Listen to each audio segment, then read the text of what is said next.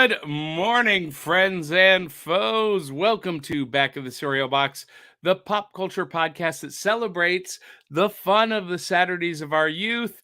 I am your host, the prophet of pop culture, John Pica. You can call me Johnny. And this morning, we are going to be talking about one of the most historically significant shows of Saturday morning cartoon history, and yet it may be a show you've never heard of. I am talking about Tarzan and the Super 7, and we are going to get to that right after this from the Murdering Crows.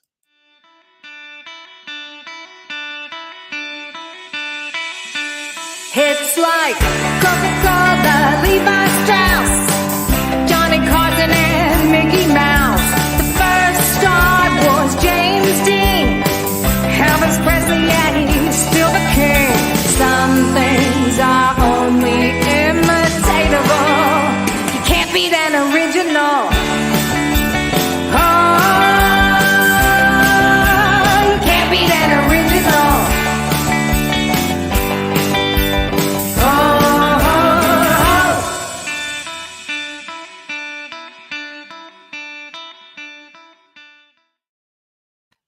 That amazing theme song is brought to us by our amazing friends, the Murdering Crows. You can get their album For Bad Crows at Amazon, iTunes, Google, or anywhere you buy music. This show is also brought to you by the brand new Magic and Variety review, Beyond Smoke and Mirrors, starring a guy you may recognize.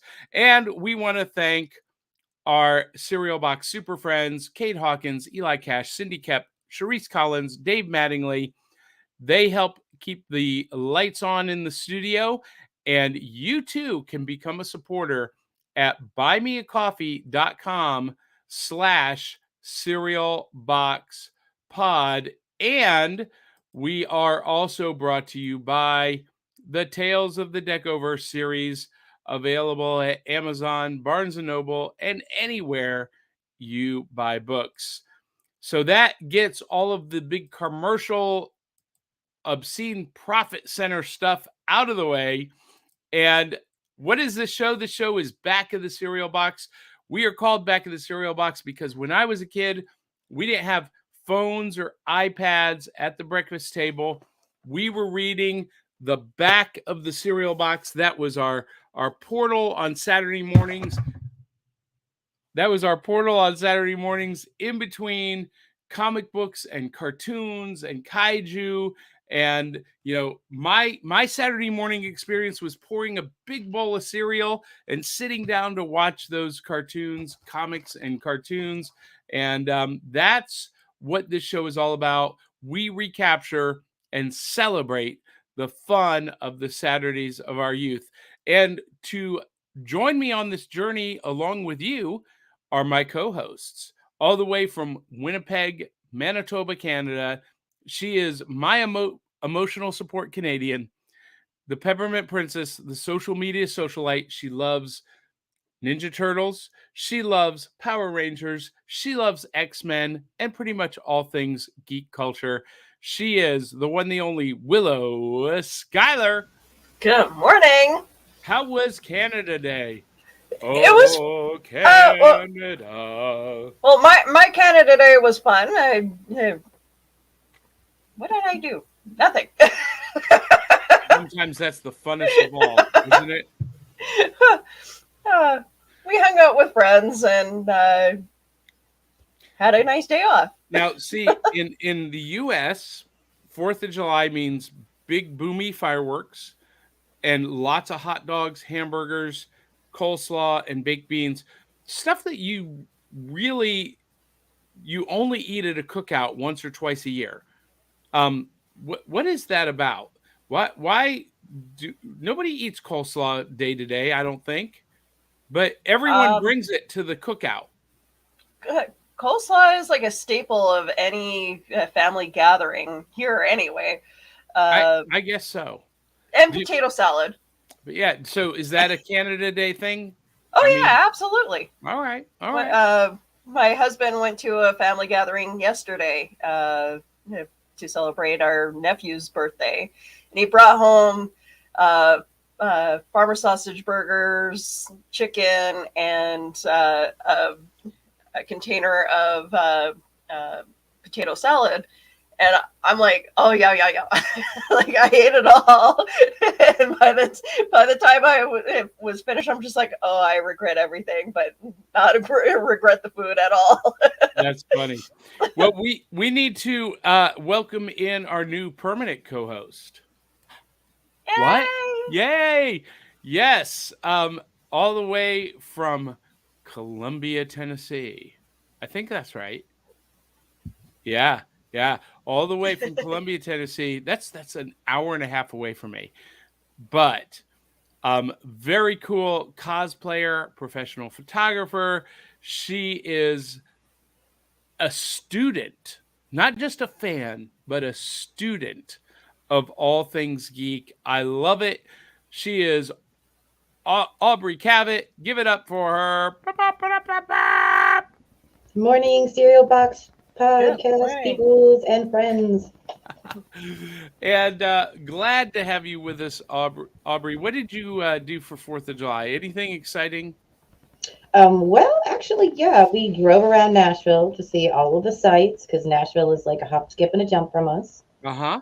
So we got to see a lot of people from out of state and in state walking around, getting ready for the fireworks. Then we went and spent too much money on some fireworks and went home, had some burgers, baked beans, and hot dogs, all homemade, a little salad chopped together. And we set up fireworks right next to our house in our driveway, like at the end of our road. Um, and yeah, it was a load of fun. Me and my youngest still lives with me, so I got a 20-year-old at home. 20-year is your young what? I have 3 kids. I'm over 40, Wow. but I Wow. am a huge fan of all things geek culture. So my new grandma name, because I didn't reveal it last time because I didn't want to, rain on the parade of our fellow podcaster that had a baby. But I had a grandbaby born. His name is Gawain. And Gawain, I love it. yeah, like King Arthur's right-hand man. We're big geeks in the family, and so I love anime. And my daughter decided my grandma name would be Obi-chan. Oba-chan. Sorry, I'm saying it wrong. Oba-chan, which is Japanese word for grandma. Cute. So I like that. yeah, a lot of fun things happening.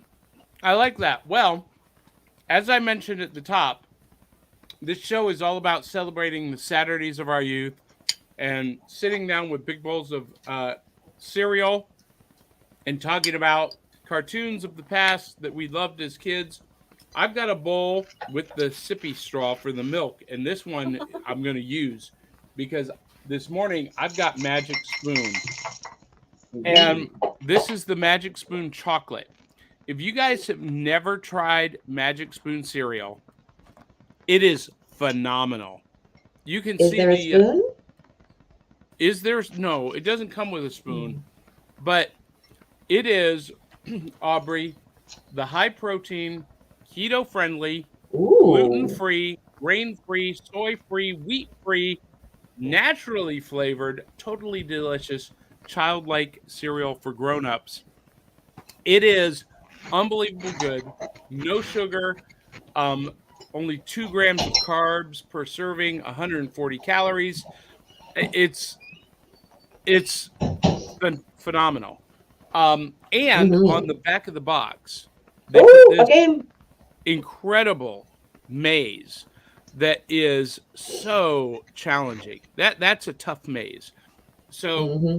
just like when we were kids, you can sit at the breakfast table eating delicious, delicious chocolate flavored cereal, playing a very complicated maze, doing a very complicated maze, and the cereal is amazingly good. They are not a sponsor, but I love Magic Spoon Would that they cereal. could be. Yes, this is my everyday cereal. This is what I Ooh. eat for breakfast every day because it's on my eating plan. Because there's no wheat, there's no soy, there's no sugar. But unbelievably, it tastes amazing. And They've got like 6 different flavors. Different flavors are available now. Last time we had it, I had Magic Spoon on the show. They were only available online. Now they are available at Kroger, Walmart, and Target. So, Mm. and maybe Meijer. I'm not sure, but I'll go try pick to up. keep my eye out and see if they have it up here where I live. I haven't tried it yet, so I'm gonna have to. It is not the best chocolate cereal, Hmm. but the best chocolate cereal ever made is no longer available. So, What was that? believe it or not, it was called Cane Crunch. It was Kane Brown's Hmm. chocolate rice cereal that he produced as a fundraiser. It was unbelievably good. But Willow, what do you got this morning? Um, I'm trying to give this Honey Lucky Charms a chance, and still, again, I'm still liking the marshmallows more than the cereal itself. You know, it's almost like they should just produce a cereal of just the marshmallows, right? I think they I have. think, They yeah, have. I'm fairly certain they have. They have. They have. What about you, Aubrey? What do you got this morning?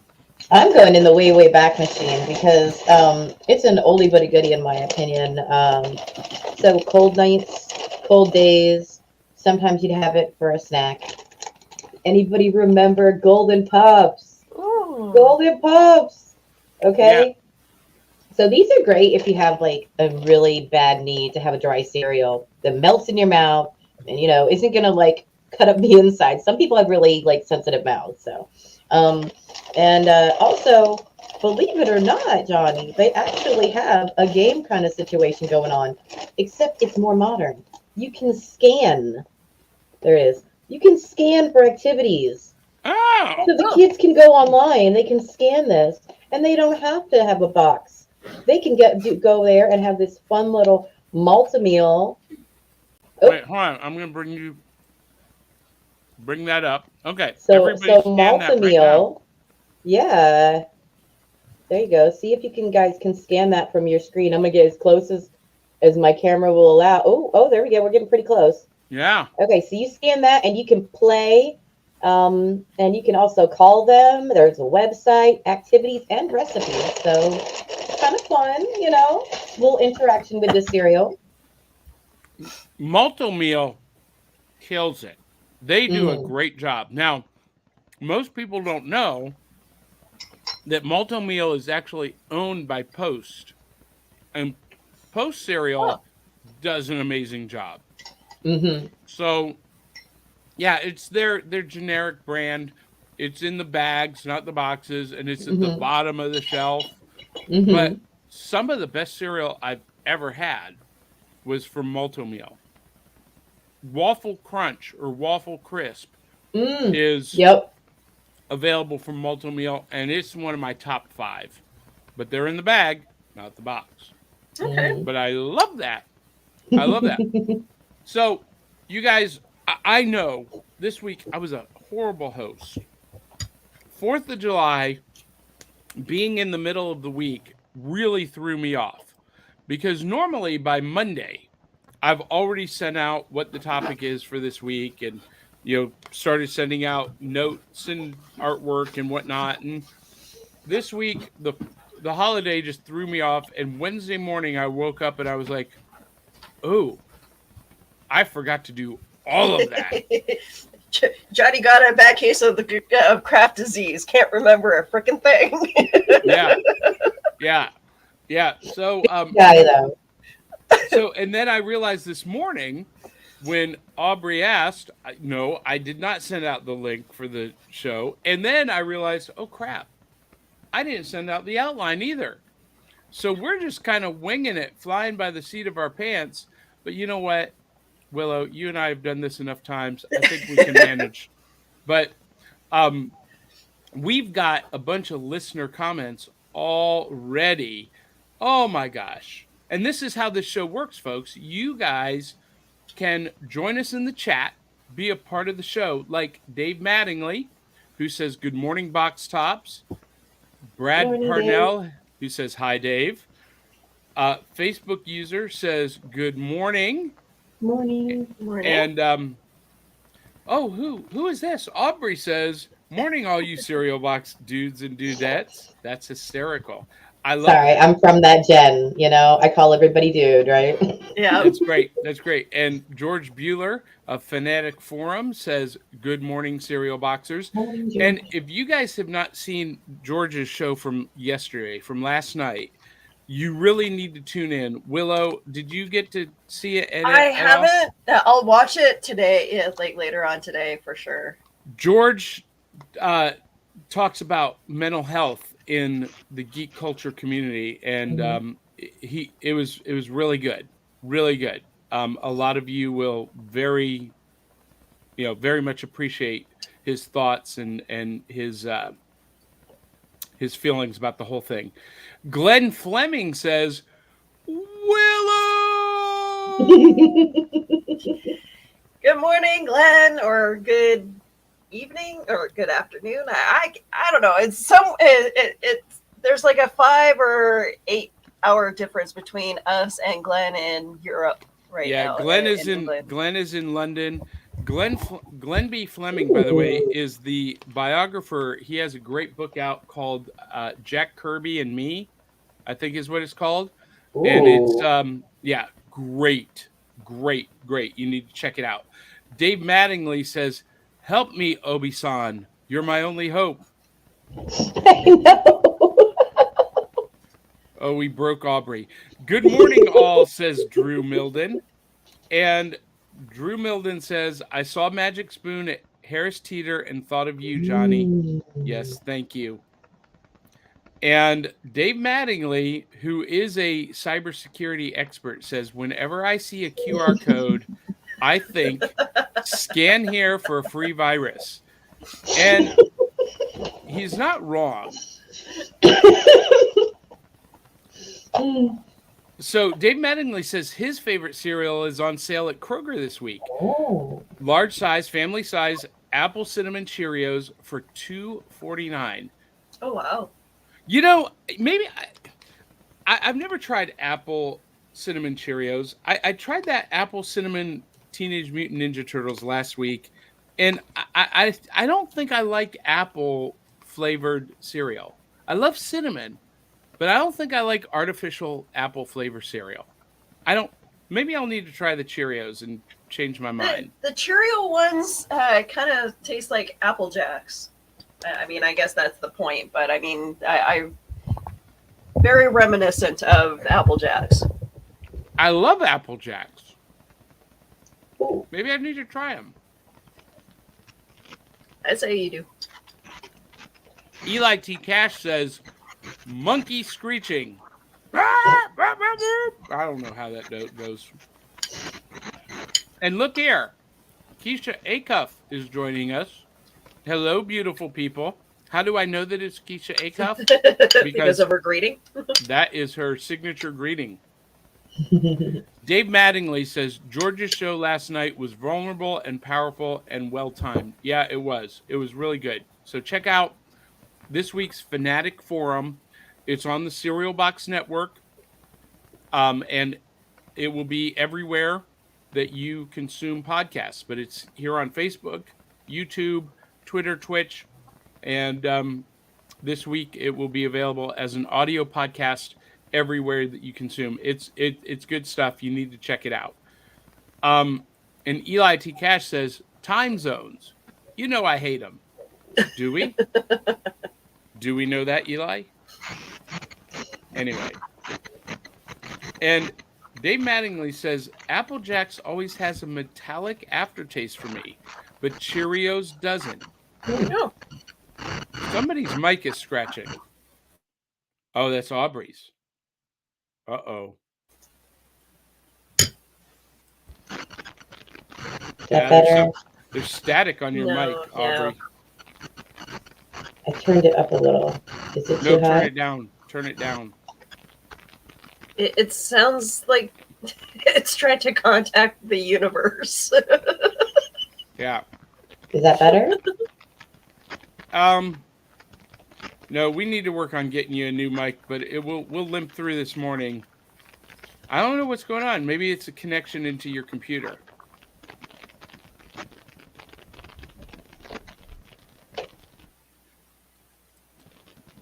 Oh. No.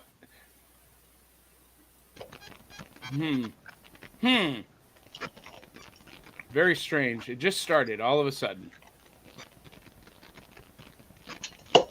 Yeah, it does sound like there's alien influence on the line.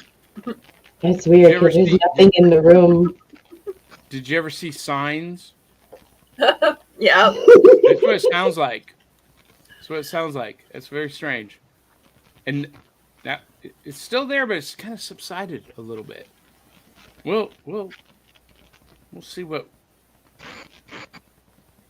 See, Dave Mattingly says, "Are you sure it's a mic scratching? I assumed it was crunchy cereal." See, there's a difference. There's a difference between those sounds. And Brad Parnell says, "I've been boring with cereal lately. Just cholesterol-reducing Cheerios and fresh berries." All right, that's all right.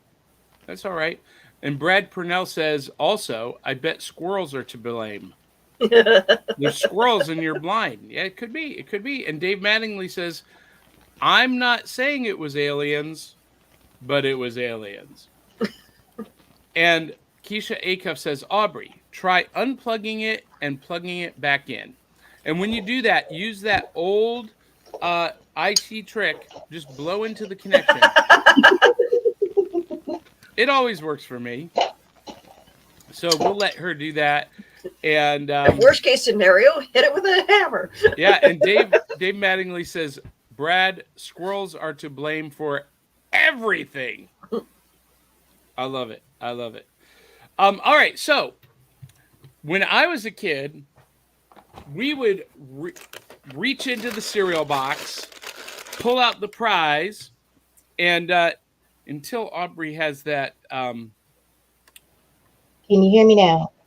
I can. Yep. And there's no scratching. Oh, no. Now I can't hear you. Uh-oh. Uh-oh. We had this problem before. It's in the settings at the bottom of the screen. Can you hear me now? Mm-hmm. Oh, that fixed it. Awesome. Yay. So when I was a kid, we would reach into the cereal box, pull out the prize. And this is Andrew Milden's favorite part.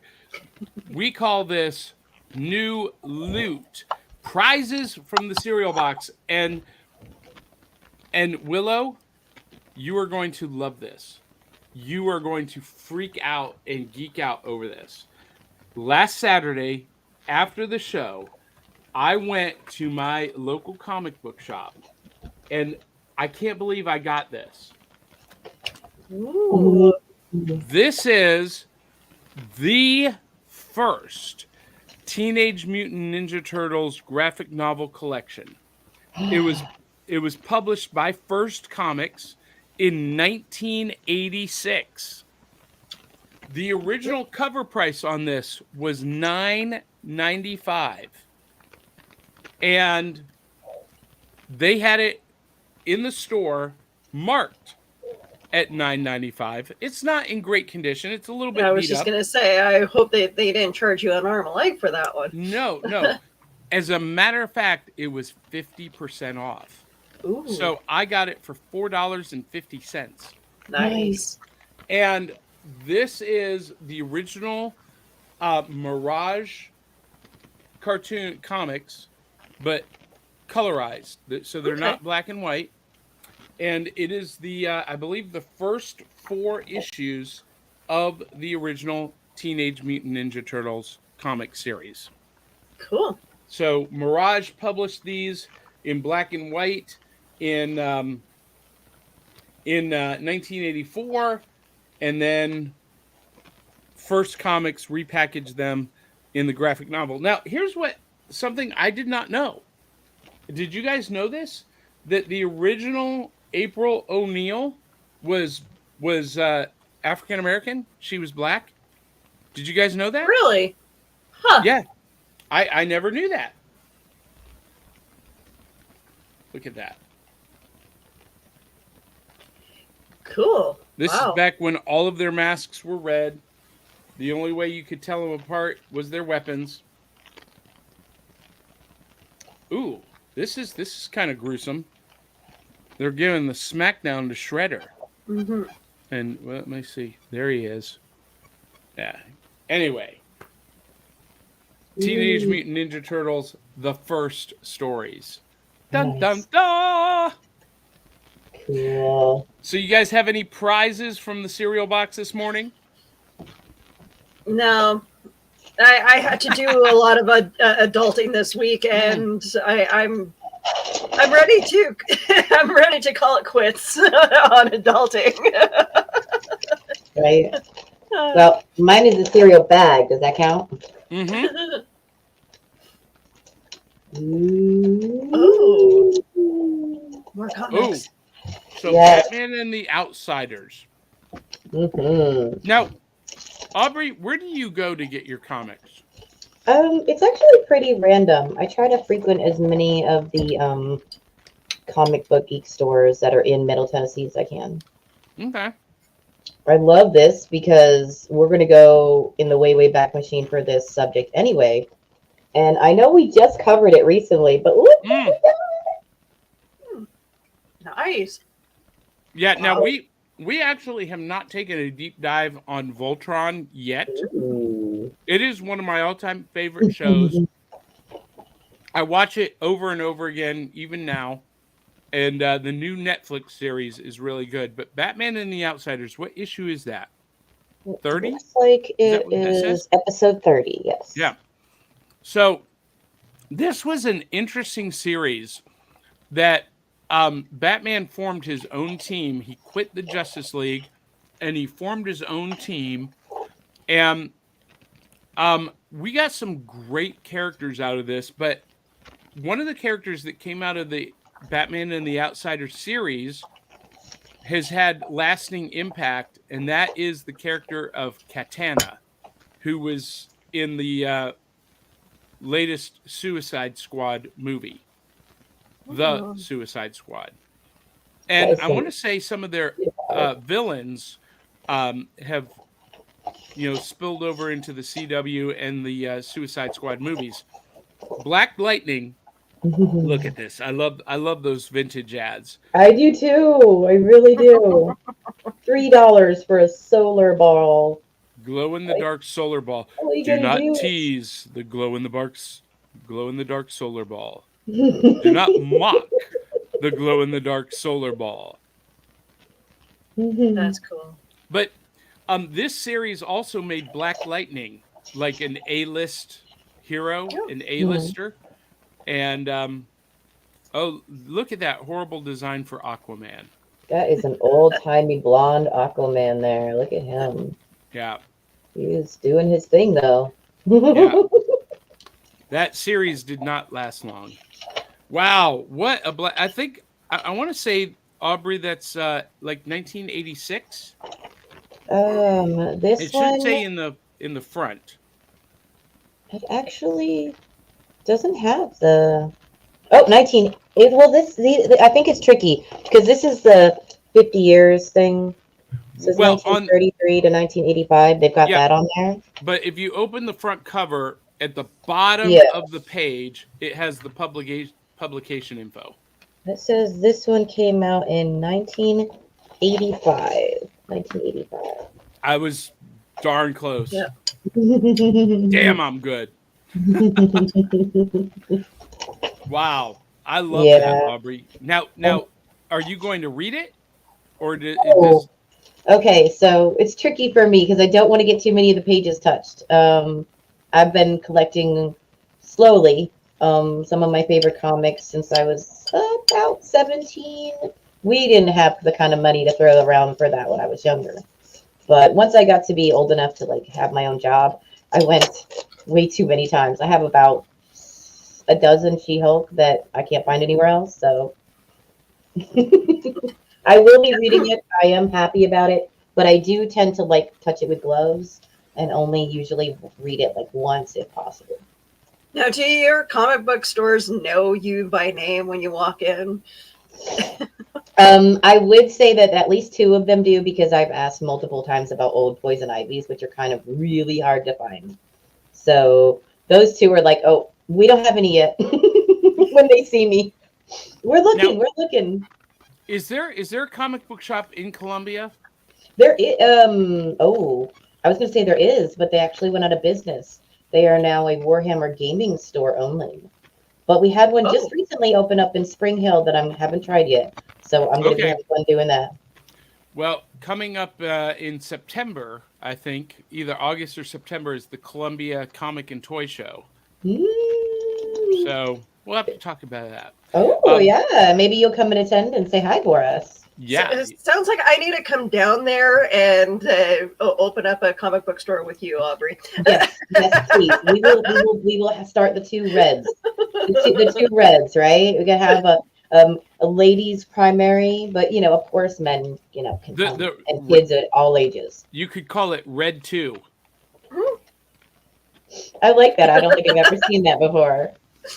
So funny thing, Willow, I did a little search. Hmm. I don't know why. This is how my brain works. I was just like, I wonder how many comic book shops there are in Winnipeg. We have a couple. One of them, unfortunately, closed down, but I didn't really frequent that one very much because they were always closed. Well, you have more comic book shops than any other city in North America. We have a lot. We Like have quite 20. a few. Yep. What? Yeah. Whoa! Yeah. We have one in near my place that opened up. I believe it was last year that they opened up. I still have to. I have to contact them to see if they will do any cosplay events. And we have one. Yeah, we have actually in my vicinity. I think we have like three close by to where I live. And then we have one downtown that a lot of us nerds absolutely love because the guy who owns it, not only is it a comic book store in the back, but it's an actual full blown bookstore. Ooh, I love that. And I think I remember, and it's been a while since I looked. I think Winnipeg actually is one of the few cities in North America that still has an active magic shop. We have near my place. We have one that he sells magic cards. He's a game. It's a game No, store no, no, called no. Game I'm Night. talking about sleight of hand magic. Oh, Yes. oh. Yeah. I think So it might be Frog and I mean, I think that might be Toad Hall that you're talking about. There's a store called Toad Hall. Yeah, Oh my god! we okay. call it the Exchange District. It's fairly old looking shops. It's really neat. Oh my gosh! I need to see a picture of this. Yeah, that's I what have a it is. thing for architecture, so. Toad Hall Toys. Yeah. And then And actually today my husband's gonna go probably to a train shop, like a model train store. Yes, think we I have need, all kinds of nerdy stuff I here. know. I think I need to come to Manitoba, Winnipeg. Did you know? I didn't know this. There's a magic museum in Winnipeg. Uh-oh, Johnny's excited now. Philip's Road trip? Magical Paradise. I'm guessing I'm gonna have to do some actual looking around my All own right, city. I got to get my passport. I'm coming to Winnipeg. We're Road booking a trip. trip. We're booking a road trip to Winnipeg. Woo, road trip! Aubrey, clear your calendar. Get your passport. Okay, You're going with me. We're going on a trip to Winnipeg. we'll go see Willow. Yeah. So, Dave Mattingly posts this comment. Yes, I knew April started as a black woman. I didn't know that until recently, and I had forgotten until I saw it in this graphic novel. Look who just joined us. Cartoon Commotion, Kate Hawkins. Hiya, friends! Hey, Kate. And Dave Mattingly says, although it was explained later that she was always a redhead, but started with a kinky hairstyle. And when he says kinky, it's not like kinky. He means it's crimped. Gotta be careful there, Dave. Kids are watching. Brad Purnell says, loved Batman and the Outsiders. Yeah, I did too. It was a fun series. And Dave Mattingly says, my favorite outsider has always been the Creeper. Ooh. I didn't remember him being a part of that team, but it makes sense if he was. The Creeper. Now I'm going to go down a rabbit hole of creating creating my own fan favorite teams from DC, because the Creeper and Etrigan the Demon would be great on a team with Katana and maybe a couple of other cool. Anyway, Dave Mattingly says the glow-in-the-dark solar ball fell to Earth, presumably from space. Ooh, do they say that in the advertisement? They probably do. Probably did. Fanatic Forum, George Bueller says, have any of you tried the Multi-Meal S'mores cereal? It's outstanding. I've heard this. Not tried it yet. You know what, Aubrey? Maybe we need first day with my new tongue. I'm getting tang-tungled all morning. Maybe we need to try that together. Outsiders had a couple of appearances in the Batman, the Brave and the Bold cartoon. I believe I remember that. You know what? I've only seen a couple of episodes of that show. I love it every time I watch it, but I need to get the complete series on Blu-ray and sit down and watch it. And of course, Dave Mattingly says something you and I both know, Aubrey, that the John Byrne run of She-Hulk was a blast. Mm-hmm. I have them all. I love She-Hulk. Oh, really? Oh, yeah. She-Hulk is my all-time favorite comic book character. She was so feisty. Yeah, I love it. Her new series has been really great. Really great. Written by Roselle. What is her name? Anyway, it's really good. Really, really good. All right. So we need to get to our main topic this morning. It is time for Saturday Morning 101, where we talk about the Saturday morning essential cartoons as voted on primarily by you, our audience, as what the essentials are to really understand the Saturday mornings of our youth. And this was one that was not voted on by the fans. I added it because it is so instrumental and so influential, and it was really groundbreaking. And you all may or may not remember Tarzan and the Super 7. This was a super cool anthology series from Filmation starring Tarzan, Lord of the Jungle, but it wasn't your traditional Tarzan stories because he faced ice giant yetis. He encountered Vikings, time-traveling Vikings, UFOs, and future technology. And absent from this show was Jane. Jane was not in this show. Instead, his female counterpart was named Thea, and she was kind of like, I don't know, she dressed kind of like a mashup of Roman, like a Roman and Egyptian goddess. I don't know how she ended up in the jungle, but there was no Jane, it was Thea. And that classic Tarzan call that everyone remembers from their childhood.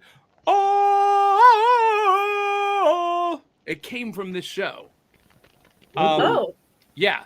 So that this show kind of established that oh, where he would call the animals and he could communicate with the animals. So he had this whole supernatural, but not paranormal, but superpower of animal communication and control, animal telepathy, basically. Mhm. And so it was very cool. But along with the Tarzan shorts, there was the New Adventures of Batman, Mhm. and my absolute favorite, to this day, this is one of my favorite cartoons, and that is Freedom Force.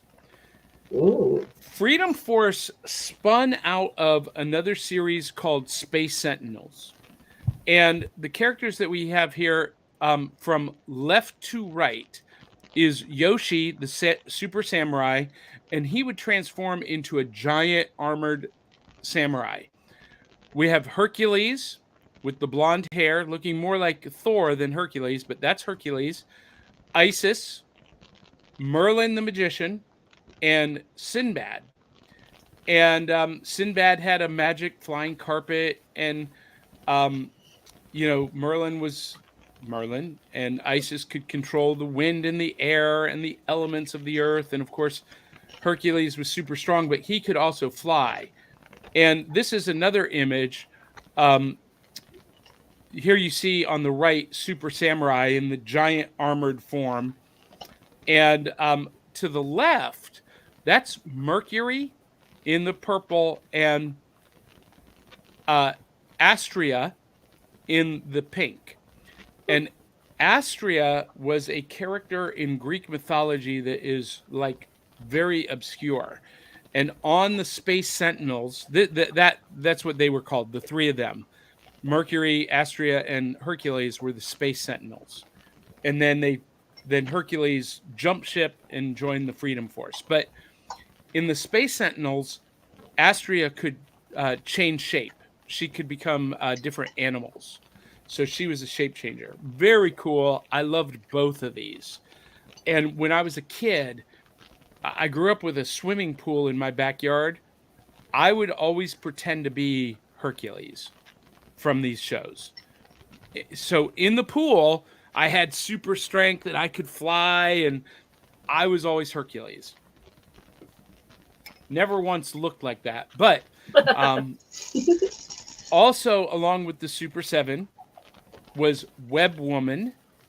Oh yeah, that's who I focused on. Yeah, we're gonna dive deep into the ones that we focus on. Manta and Moray, who again, I love this couple, and swimming pool in my backyard. I was very often Manta. Groundbreaking characters, Super Stretch and Micro Woman, the first African American superheroes on TV.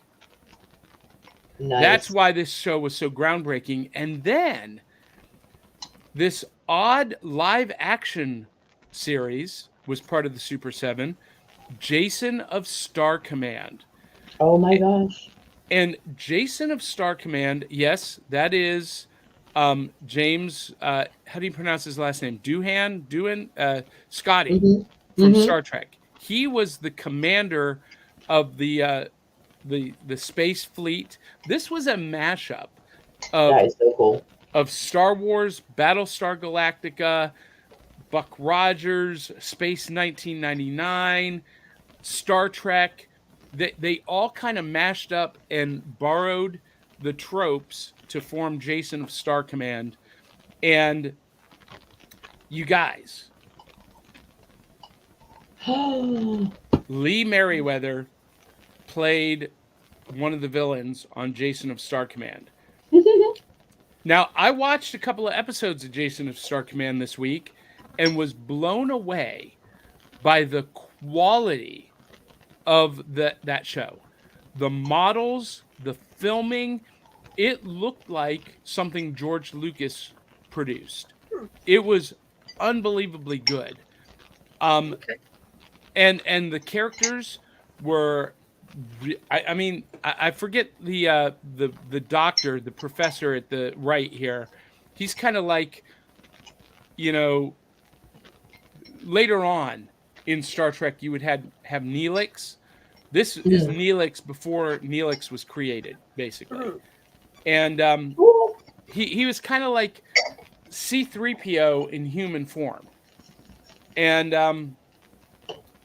but all of the characters were just fantastic. Did a great job. The character of the girl here, and I'm sorry I can't remember their names. Aubrey, you probably have that at your fingertips. But that that outfit that she is wearing is actually copied from the original character design for Princess Leia from Ralph McQuarrie's concept designs. Oh, So lot of influence from Star Wars and Star Trek on this series, and but the quality was amazing. So Willow, you watched Manta and Moray, and this was one of the first, well, first couples on TV, but interspecies couples. What did you think about Manta and Moray? I can kind of see the draw to it, but I don't know. What did you I love don't know. about it? You know what? I'm not sure if I really enjoyed this series, but then again, I'm not like these characters didn't really draw me in. Maybe I'm gonna have to watch another episode, but I don't know. I wasn't. I didn't feel like my brain was really into watching it. I tried watching. What was the? It was the other couple there. Super Stretch and Micro Yeah. Woman. I watched a couple episodes of that one. That was like the first episode was kind of strange. It's like, yeah, you're gonna have a black couple go into a stranger's house, right? Well, yeah. So this is what was really kind of unique about this show. So groundbreaking, historically significant, in that the first African American superheroes on TV. And they had a really cool power set, right? So Super Stretch, yes, he could stretch like Plastic Man or Mr. Fantastic, but he was also a shape changer, very Yes. much like Plastic Man, but kind of more. I don't know, the things that he changed into looked more like what they were, and not just him. Anyway, Yeah. it's hard to describe, but He took on the shape of the object rather than the object being him as the shape. That's right. That's exactly right.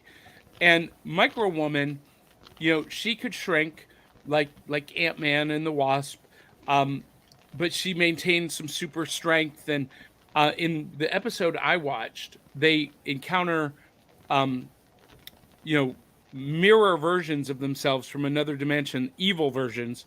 And Micro Woman was Magna Woman and could grow. And so you get the idea that maybe she can use her power set in a variety of ways. But Willow, what I thought was unique about this is not only were they a black couple, an African American couple, they were upper middle class. Mm-hmm. They lived in like they were the Huxtables.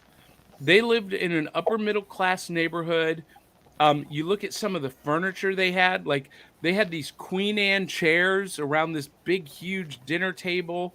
And that was not the way African Americans were portrayed on TV at that time. Well, I mean, they had the Jeffersons around that time, didn't Well, they? they did. But even the Jeffersons were portrayed as lower middle class who basically won the lottery in business, right? Yeah. They're moving on up. In this show, the this couple is established in this community. This is and that's not the way African Americans were depicted. We had, you know, in most the best example is also another Filmation series, um, Fat Albert and the Cosby Kids, where Yeah. everything was kind of lower class, and this was different in that it broke the stereotype, and I think that's a good thing. Yeah. You know, yes, it was a little bit silly, but what it did for me as a kid, it just made as far as I was concerned, that's how everybody lived, and there was no like shining light on, hey, look at how woke we are and how impactful we're being on this. I love Super Stretch and Micro Woman, by the way. I think they were great. It had its potential to be a good show, and I'm sure it gets a little better as you progress with the rest of the series. But I just like the mirror universe has been done in different ways in comics and in sci-fi, and it's always there's always like the guy is wearing a mustache, or there's like in this case the mustache and the glasses to depict the characters as the mirror universe version of themselves. And it's just like, come on, guys, be a little bit more creative in that. But I can understand why they did it that way, but it's still kind of funny that it's like, oh, the guy has a mustache. Oh my god, he's so different. Yeah. Now, Aubrey, did you watch any of Super Stretch and Micro Woman? I did not. I focused primarily on Web Woman. Okay, so Web Woman, this is interesting too, because Web Woman was originally called Spider Woman, but Marvel got word, they got advance notice that Filmation was going to launch a web Spider Woman TV series, and Marvel rushed to trademark Spider Woman, and they pumped out their own Spider Woman series to get ahead of Filmation. And Filmation, after Marvel did that, even had to change the character design of Web Woman. This was the original character design of Web Woman. And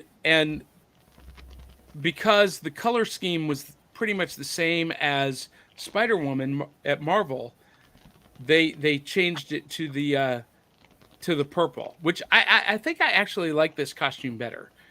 It's actually pink, not purple. Pink and purple. Yeah, it's the weird thing. Like, I watched all the episodes, and there's a light lilac color, like a purple. But in all of the descriptions, her outfit is pink. Interesting. So, Web Woman had a sidekick, some kind of strange little green, like mashup of Yoda and Alf, but before Yoda was a thing. Yes, Spinner. His name is Spinner. And they used the power of the insects to fight crime. Yep. And so call out, like her call out was, insects of the world, small creatures of the cosmos, lend me your powers now. I love that. And fun. Are you going to cosplay as Web Woman? Please tell me you're going to. I don't know about this one. This one's just purely basically a bathing suit with some tights. I'm gonna have to think. I'm gonna have to think about that one. Also, I'm not a huge fan of the pink. And I looked for like a bodysuit or something, and that headpiece. I'm gonna have to. I really want to make the mask though. The mask headpiece is a challenge that I think I'm gonna try to take on. But there's so many things that are so unbelievable about this character. I have to say, I don't know as much about the rest of the Super Seven, but Web Woman is amazing. Okay, she has so many powers that you would not think that this character would have. Like for example, Okay, so her ring, when she does her power up, she touches her ring and it glows. But that's also what she does when she changes her costume. Like you hear the da da da da web thing, and you see all webs go to the screen, and then she changes into this outfit. By the way, I'm wearing what she usually wears on a daily basis, which is just a white button up because she works or lives at a farm. That's the other thing. Like she lives with two older people, like a man and a woman on a farm. And that's why this is a farm backdrop, guys, because that's where her secret location is. The floor falls out and turns into this giant circle, and she slides down this ramp with Spinner, which, by the way, Spinner, I would have to say, is a little bit more like Chewbacca because he's okay, a co-pilot. He flies. He can understand English completely. He talks to her, and sometimes other people can understand him, but mostly only she can understand him.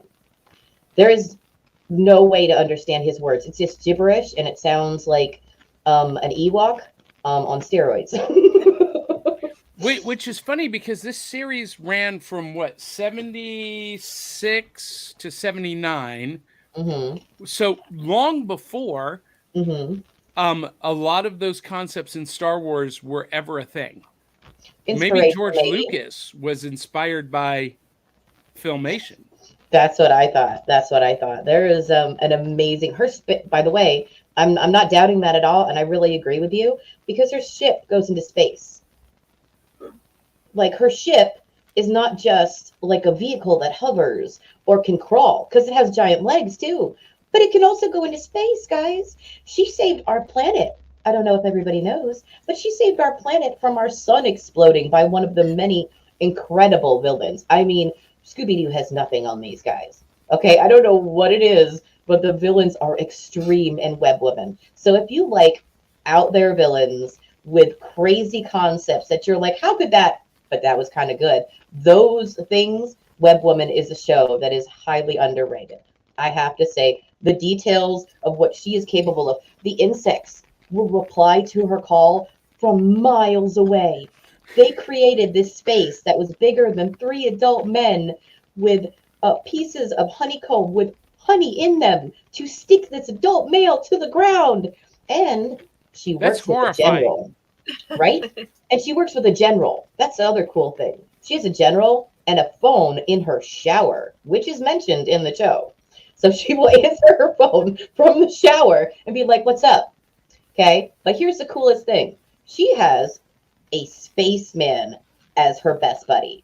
Scarab is his name. He has this amazing red headpiece. Okay. He's bald as a baby. And he comes to her from this giant, like, glass ball that looks like a mystic's ball.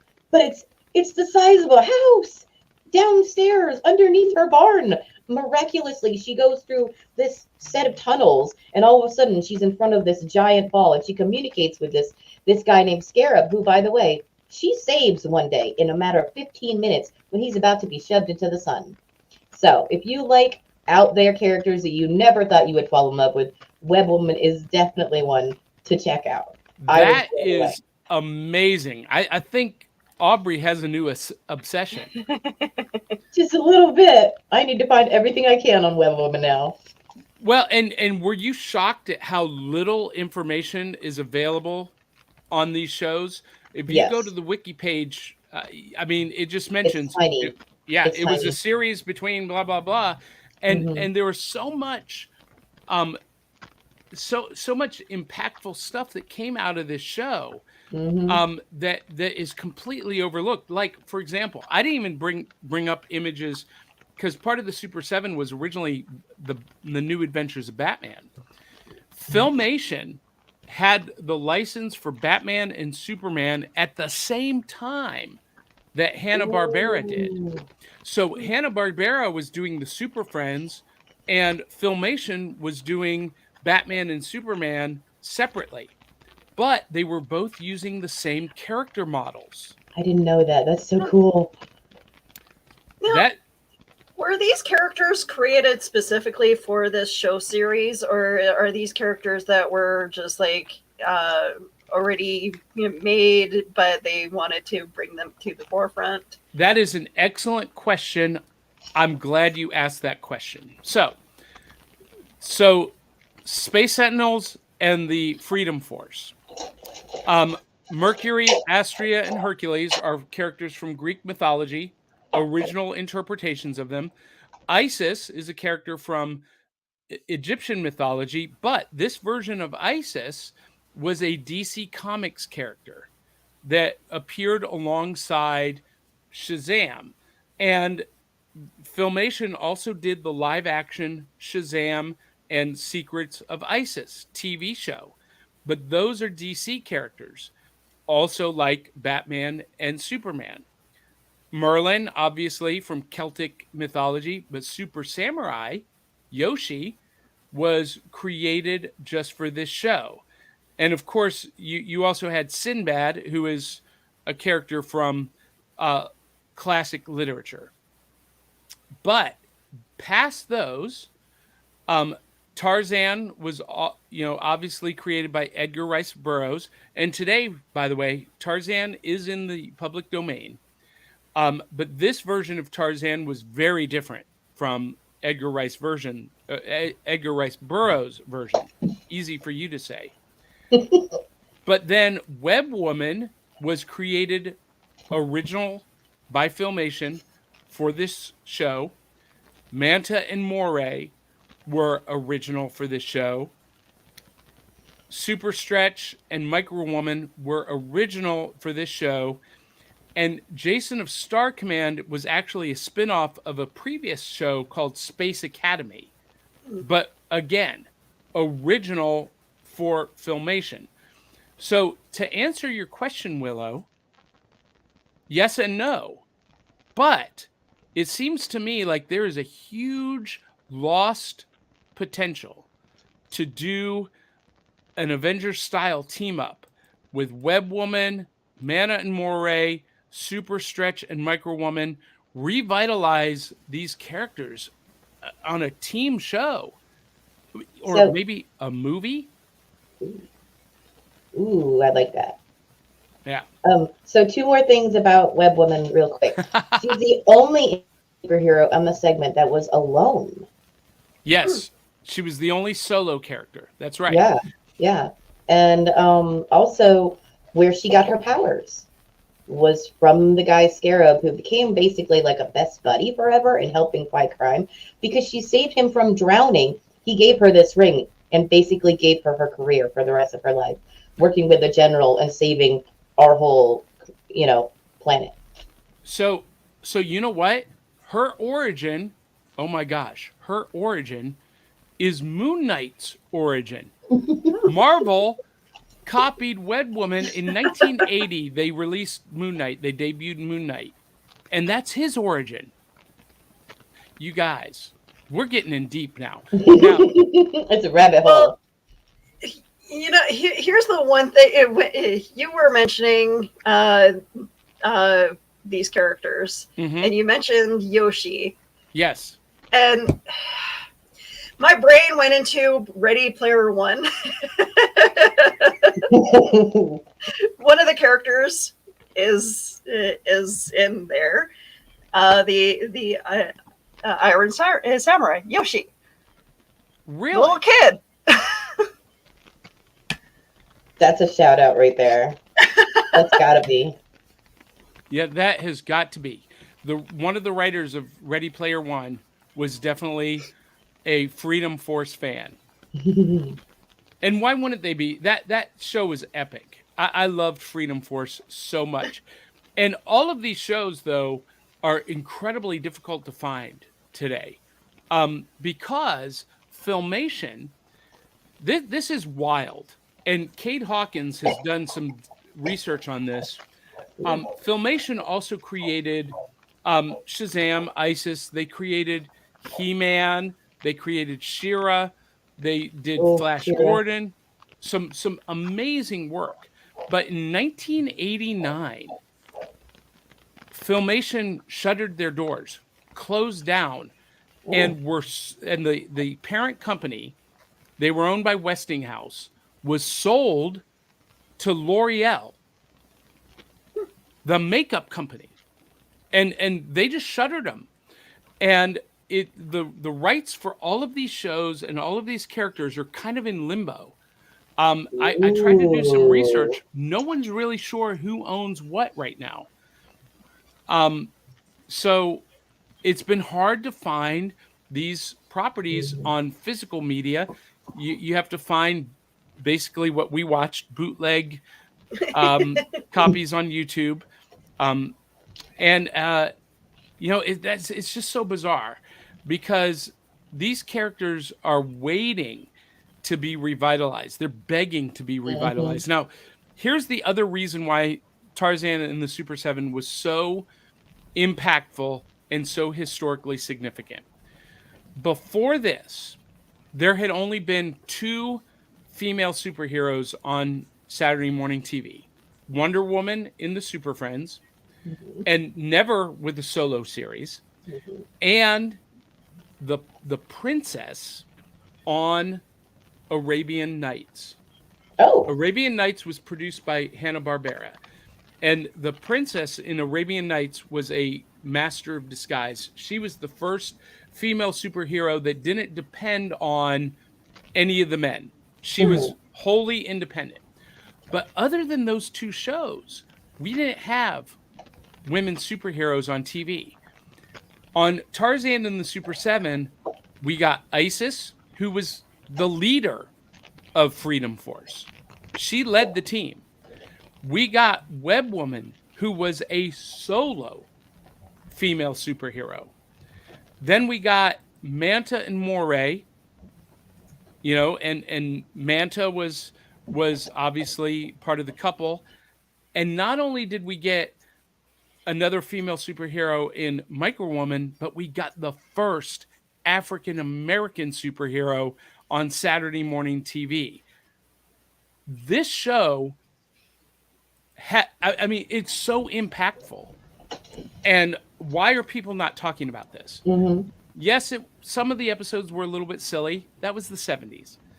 But at the end of the day, this should be essential viewing, I think. Willow, you're basking in all of this, taking all of this in. I'm trying to share the feed. I'm sorry, but no. I would love actually to see these characters come back and make her and Johnny, like we were saying last week about Johnny Quest and making a movie. I think there are certain characters that we need to find out how to get the rights to and bring these back, because it would be to do a series on these guys. Yeah, it would. And there's a lot of potential. Like Dave Mattingly says, it looks like this Tarzan would work well for a crossover with Johnny Quest. Absolutely. Ooh. Absolutely it would. And Annan by Disaster says, you taught me something today. Now I know where the call was from. This is talking about the Tarzan call. And Dave Mattingly mentions that Tarzan and the Super 7 aired from 78 to 80, and Johnny Weissmiller was the first who did the yell in the late 40s. And that is correct. However, it was sporadic. And in Tarzan and the Super 7, although he mentions it may have been developed by opera singer Lloyd Thomas Leach, in Tarzan and the Super 7, they turned that call into almost like a superpower activation type of moment, right? It was present in every episode multiple times. And that's where it really became ingrained in contemporary pop culture. And Zentron says, I really should set my alarm to wake up in time for the stream. And he mentions, of course, I have all of the Space Sentinels and Freedom Force episodes. I do Ooh. too. Oh, wow. I do Centron. So a couple of years ago, they were released on Blu-ray. Along, a company released them on not Blu-ray, DVD, along with the complete Flash Gordon series. Which again, Flash Gordon is kind of in limbo because of the ownership rights of Filmation. But I was so enamored of the Space Sentinels and Freedom Force that when I saw that come out on DVD, I immediately snatched it up. Um, and Zentron says, "I'll see if I can find my Web Woman animation cell." Now, Aubrey, you were mentioning the headset, the headdress, the map. Mm-hmm. When I was doing my research, I did find a Halloween costume that was created by Don Post. Oh. Do you remember the Don Post costumes with the mask with the elastic and Mm-hmm. the vinyl costumes? Mm-hmm. There was a Web Woman costume created. Oh my Now, God, that's so cool. yeah, so it exists. Um, hey, Marissa Henderson says, "Good morning. I'm sorry I'm late. Hi, Aubrey. Hi, Marissa. Hello. I'm going to be going to see her in Delaware soon. Yeah, Ooh. awesome. Marissa's in Delaware, close to Mm-hmm. our friend Ryan Permisson." Keisha Acuff says, "Web Woman was really out there. Jason of Star Command was very cool." Wait, is that Keisha or is that Sandra Noel commenting? What do we think, Willow? Um, Because do you think Keisha watched Web Woman or Jason of Star I Command? I don't know. I don't. I wouldn't put it past her to watch, but I don't know if she'd with her new baby. I don't know if she'd be commenting. I'm going to guess that's Sandra Noel. Sandra Noel is our age group, and she would have been watching this in 78, 79. And Brad Parnell mentions what I mentioned about Jason of Star Command. It was a sequel to Space Academy, which had Jonathan Harris, Pamela Ferdin, and Brian Tochi. Good to know. Dum. And Dave Mattingly, "I remember Super Stretch and Micro Woman." Andrew Milden says, "I like the colors." And Dave Mattingly says, "Aubrey, I believe most farmhouses have a hidden slide that leads to a secret headquarters." We're not supposed to tell her that's a real thing. And Tabitha Gidcombe Holiday Hi, Tabby. says, "I never watched that. Now I really want to." Yes, you should.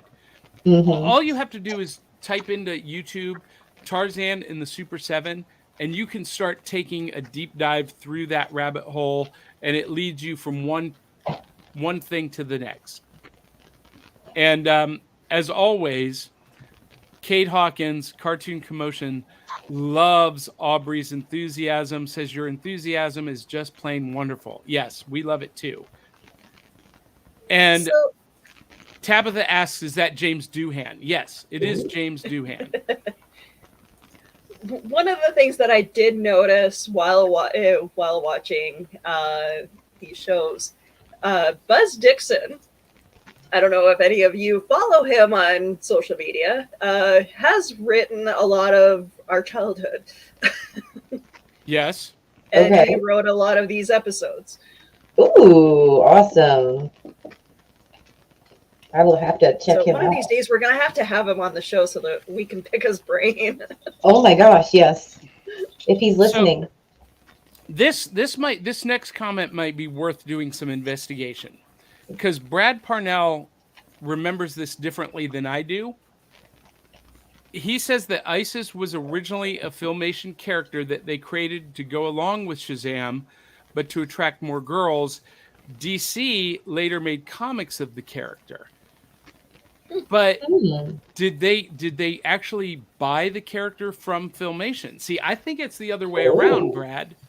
I think she was originally a DC character that Filmation got the license for, because they were already doing Batman and Superman and Shazam.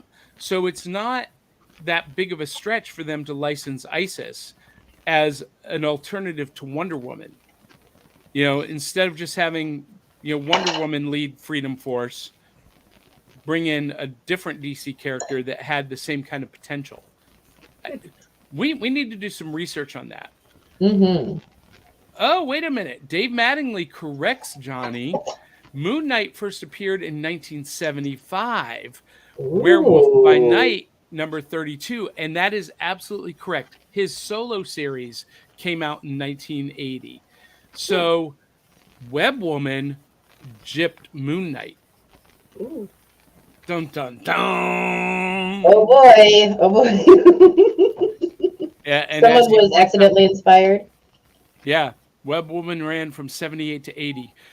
But that origin of Web Woman is 100% the same origin as Moon Knight. And Aaron by Disaster says, it seems Marvel and DC won in the comic market then. Mm-hmm. We were robbed of Web Woman. Yes, we were. We were. We really were. Yeah. Although, the Gold Key Comics did do comic book adaptations of these characters. You can still find them out there.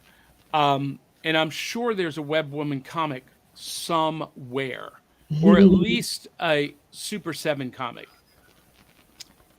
All right, so Cartoon Commotion, Cade Hawkins, he did a deep dive on the whole, at my request, a couple of months ago, on the whole Filmation sale and the L'Oreal acquisition and whatnot.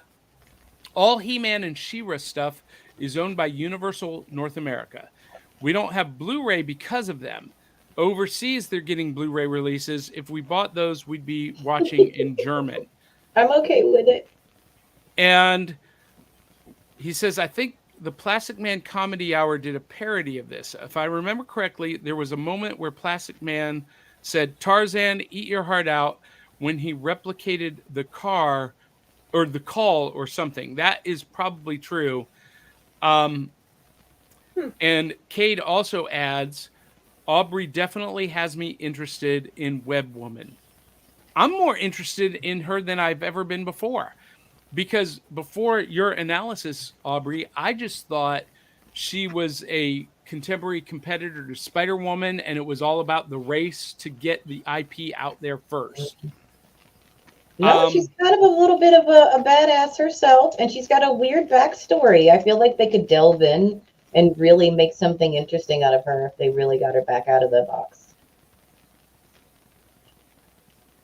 Yeah. Oh, and by the way, the Web Woman comment came from Chris Goins, not Sandy or Keisha. Chris Goins is a phenomenal artist, Black Sheep Studios, one of my favorite artists.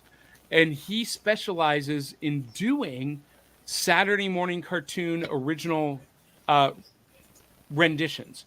I've got two amazing pieces by him, of one of Bigfoot and Wild Boy from the Croft Super Show, and another one of, I want to say, the Monster Cereal characters. Ooh, I like that. Yeah. Zentron says, I have way more Filmation, He-Man, and She-Ra animation cells, along with original painted backgrounds. Zentron, you need to check out my interview with Rob Lamb, who was a storyboard artist for He-Man and She-Ra. It is on our YouTube channel. I think it's called Catching Up with Rob Lamb. And he goes into a lot of background information about Filmation and what was going on in those days, and the rush to put out a daily cartoon series with He-Man and She-Ra. Yeah, so. And Tabitha says, hi, Aubrey. I like rabbit holes. LOL. They're fun. Well, this get show, lost in them. Yeah, this show will take you down that rabbit hole. Brad Parnell says, to me, this was Filmation at its peak in terms of character design. They really had what I thought were cartoons that best looked like comic books of the day. I would agree with that. I would definitely agree with that. And you know, this show in particular, the Tarzan show, was really um, Filmation perfecting what the technique that they would use for Flash Gordon. And Flash Gordon, I think, was Filmation's pinnacle, their zenith of their craft, which was so theatrical and cinematic. And I learned doing research on this show that the reason the Flash Gordon show is so cinematic is because it was originally created as a movie, but it didn't make it to air, or it did air on NBC one time, but then they broke it up and they revised it for Saturday morning cartoons. Never went to the theaters, but it was aired on NBC and then later broken up for the Saturday morning show. But this Tarzan show and the Super 7 really, I think, is where Filmation came into their stride and really prepared them for Flash Gordon, which was the pinnacle of their work. My opinion. Zentron says Shazam, also known as Captain Marvel. Yes, not anymore. In the comics, he's just known as the Captain now. Oh. Yeah, it's a whole thing Ooh. between DC and Marvel. Oh And boy. DC just decided they didn't even want to fool with it anymore. They could have just called him Shazam and everyone would have been happy, but no, they're calling him the Captain. Why? Why? Just call him Shazam. Anyway. I know, because old time fans are adamant. No, it's not Shazam, it's Captain Marvel. But Marvel Comics are like, nah, you could call him Captain Marvel. You just can't put it in print anywhere. You can't say it on film. So why would you they want did to? the same thing with the Power Girl. There was like a huge struggle with rights, who had the rights to, and hence why they didn't have a Power Girl figurine for the longest time, was because nobody could produce anything with the name Power Girl, because it's a whole issue. Really? Oh, Well, Yeah. they could create the figure. They just couldn't print on the packaging her name, Power Girl. Yeah. I'll have to take a deep Oh. dive into that. I want to do some research on that. Although, Willow, this morning you're doing a fantastic Power Girl cosplay with that top. I was I do have a dress underneath, but then I realized it's a lot of cleavage, so I tried covering it up. It's just the right amount of cleavage.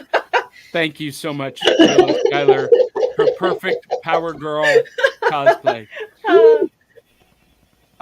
Cartoon Commotion Kate Hawkins says, regarding rabbit holes, I've always been fond of wascally wabbits. That's funny. And Dave Mattingly says, I still think of Shazam as Captain Whitebread.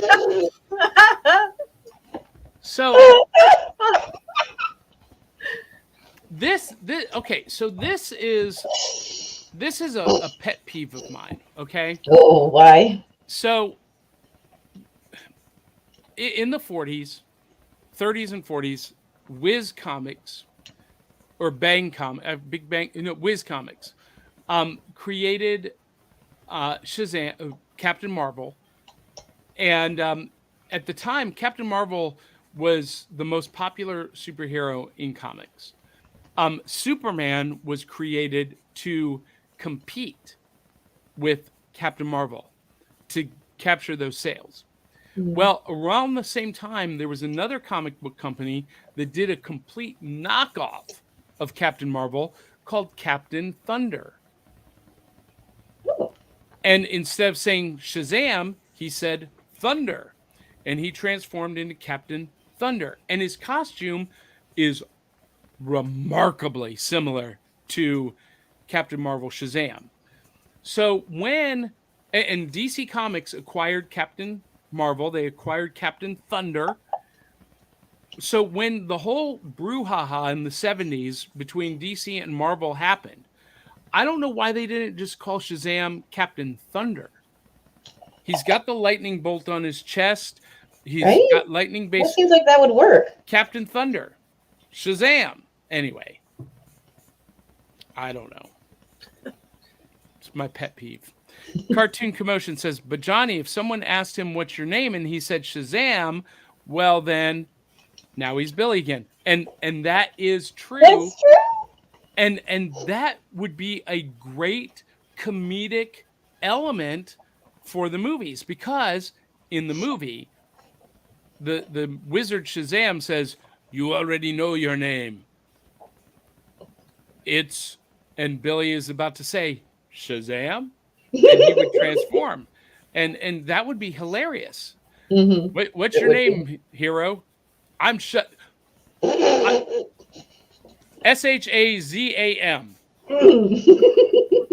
See, wouldn't that be hilarious? It'd be way campier. Brad Parnell says Filmation wanted to use Mary Marvel as Shazam's companion show, but Ooh. DC wanted too much licensing fees. That's when they decided to create their own, thus ISIS. That's interesting, Brad. So I'm going to do some research into that, because I legit remember it the other way around, because I was a big ISIS fan, huge ISIS fan. I don't know what it is, Willow, but I have always been drawn to the female characters. Oh, I know exactly what it is. but for some reason, I love women superheroes. I love strong women. That's why I love She-Hulk. I love Mary Marvel. Her new comic series, The New Champion of Shazam, is phenomenal. I love Monica Rambeau, Captain Marvel. Ahsoka, Rey Skywalker. Those are my favorite characters. And, yeah, we're not going to post that Tumblr link, Facebook user. I don't know what that is, because I don't know who you are. But thank you for contributing. We love you anyway. Mwah. Is that if that's Chris Goins, I'll post it, but I don't know who that is. Anyway, so final thoughts about Tarzan and the Super 7. Did you have any idea, Willow, that there was so much social significance in a silly Saturday morning cartoon?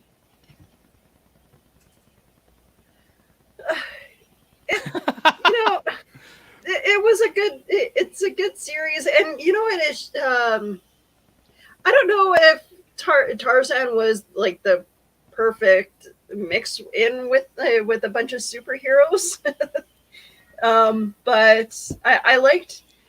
I miss the days where you can turn on cartoons and it be like back to back to back, one great show after another. And it all be compiled into like the series, what it was. And like in the 90s where they had the Super Mario Super show, they had the Super Mario Brothers saying, here's the show. And it would have Legend of Zelda as a cartoon and a bunch of other stuff. I miss these kind of things. I miss being able to sit and be introduced to superheroes on a weekly basis like this. We need to bring these back. Well, and Filmation really was the pioneer of these anthology style shows. Brad Parnell comments, and I was going to share this in a minute, that this show would later be changed. So originally Tarzan and the Super 7 had Tarzan, Batman, and then all of the others. Well, after this show ended, they changed it to Batman and the Super 7, and they put Tarzan in another anthology show with the Lone Ranger and Zorro. And Okay. so it was the Tarzan Lone Ranger Zorro Adventure Hour. And that worked really well because those three characters could exist in the same time period. And what a great movie that would make. Holy Hmm. crap. Anyway, and Tabitha adds, does any artist ever know the impact of how their creations are going to affect those who connect with them? No. Well, No. I Not think that's really. why we created Comic Con is to show appreciation for these artists and writers that have influenced our lives. Now, Aubrey, before we dug deep into Tarzan and the Super 7, did you realize that this show was going to have so much social impact? No way. No, I have to say, I remember seeing like little clips here and there, or like a vague remembrance of Tarzan having the Super Seven, but I never really watched it. So I'm a whole new fan of this now. Like I'm unfortunately intimate. I will, with the character Web Woman. I will be looking for her everywhere I go now, and I'm really interested to learn a little bit more about Isis because I didn't know about her, and it's nice to know that there's gentlemen out there that are fans of powerful ladies. Absolutely, absolutely. And we did an episode specifically on ISIS, the secret of ISIS. I think it was in our first season. So Oh, I'll you have to can, go back and watch that. yeah, so you can go back and check that out. And we'll probably revisit ISIS again, especially now that you and Willow were with us, because that was before Willow was even a host. Oh, I think it was me and Crayley that did the deep dive on that show, and Kelly. Oh, really? Yeah, because you had to have that. Yeah, you had to do a Comic Con appearance or something. Oh, so you this was when you filled in, Yeah, and oh, um, neat. So in back the in the beginning early though. days. I thought I was a part of that show. Maybe we've covered it twice. it's kind of a cheesy show, but But Joanna Coleman is one of the most beautiful women who ever walked the planet. She plays Isis. And yeah, it was cheesy. It was the 70s. It was a Yeah, a lot of spinoff. those shows were pretty campy. I mean, we had our own cheesy shows in the '90s, so it was just like kind of a revisit of Cleopatra 2525 almost. I will say, if you guys go and look at Web Woman, one of my favorite episodes, there is a robot named ELG, and this is a spicy robot. The genius that made him, I guess, did not understand how strong of an AI he was. And by the end of the episode, he goes into Groucho Marx and he's just walking around with his butt sticking out, all spicy. And there's loads of laughs too. There's always a laugh, kind of a campy one, but always a laugh at the end of Web Woman. So that's something interesting. That is interesting. So I showed this. I want to end with this. So I showed this image of the original Web Woman. This is um, clips from the advertisement that appeared in the comics. Um, Here we see Jason of Star Command, who had a completely different color scheme in his costume, and I don't know that this insect character ever actually appeared. Um, I could be wrong, but at least not in the first couple of episodes. That was in Web Woman, that insect creature. Okay. Hmm. And then this is the original character design for the Freedom Force, and they originally called the Fantastics. So in the first advertisements in comic books, they were being advertised as the Fantastics. And Super Samurai was just a super powered samurai. He didn't grow, he didn't become an armored samurai. And the most noticeable difference is the character design for Merlin. Here you see him with this fur lined robe, and in the final version, he wore this blue and white tunic kind of costume. But, it was obvious that artist renditions of what they were going to create in the future were having to be created much further in the past, before the shows came out. And then Super Stretch and Micro Woman, their Oh, that's costumes are cool. completely different. Completely different. But, you know, interesting stuff there. Interesting stuff. Anyway, We need to see a Micro Woman and Super Stretch movie. I'm just saying it's the time for Yes. it. They need to find, okay, they need to get Idris Elba for this. I'm just saying the ladies will approve. Okay, Idris Elba as Super Stretch, and then there's a myriad. But yes, that would be an amazing movie. Halle Berry still has it. She really does. That would be a great pair up. That would be. Oh my God. Studios, Hollywood, Right? make this happen. Right? Make them a little older like they are. You don't have to make them young. We can see a tidbit of when they're younger. Make them the age they are, and then show them interact with the newer, like younger superheroes. Somebody hear us. I'm more partial to the woman who's playing Ahsoka right now, but I don't know. Rosario Dawson, she'd be good too. Okay. Yeah, she could work too. Yeah. Mhm. I just have a thing for Halle Berry. That's fair. I think most guys do. Wait, not just guys. Just saying, at a young age, she was quite a looker. Have you seen her lately? She's Mhm. 56 and looks amazing. Mhm. She's reprising her role as Storm in Deadpool 3. Oh, No, I didn't hear this. Really? Oh, I'm so excited. oh, I'm going to the theater. Yeah. She looks phenomenal. Cartoon Commotion Kate Hawkins says cheese can be really good, like sharp cheddar or spicy pepper jack or Ooh. smoked Swiss. Yes, I love cheese. And Dave Mattingly says, Aubrey, I wonder if the Groucho-esque robot was an inspiration for Futurama's Bender.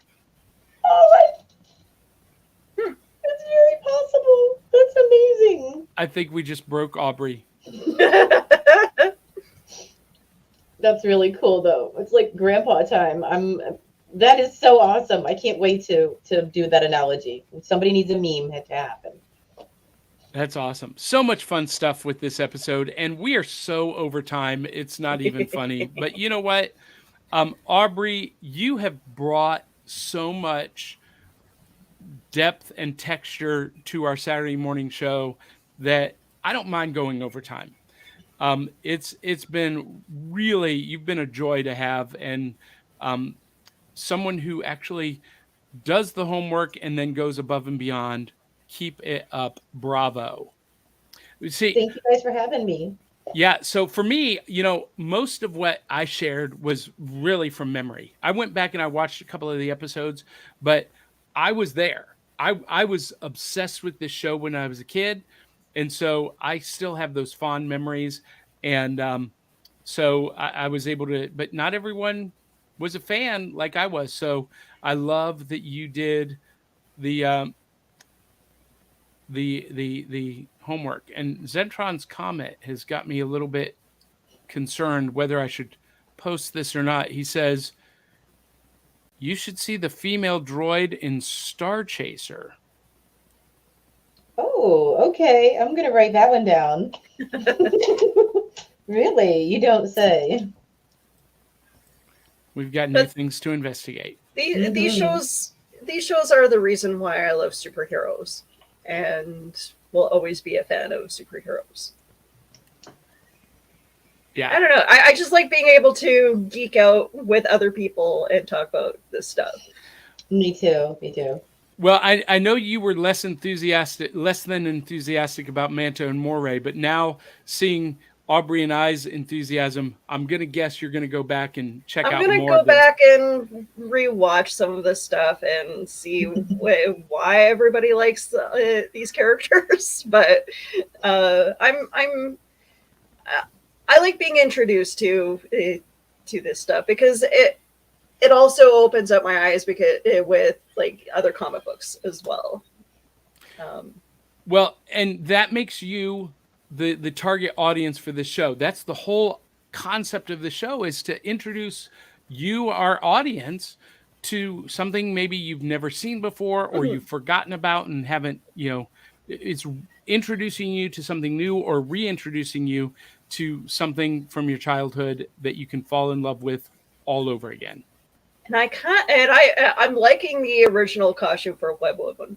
I love that. I love Mhm. that. I love the color scheme of it. It's nice. Mhm. the blue and red. Although it kind of reminds me a little bit of Marvel Girl or like Marvel Woman. Mhm. Yeah. Captain Marvel, yeah. But no, I think that would have been a nice, maybe change it up a little bit, but I love Yeah. the color scheme. Me too. Yeah, so funny story, I mentioned that Spider-Woman at Marvel was created in a rush to beat Filmation with the creation of this character.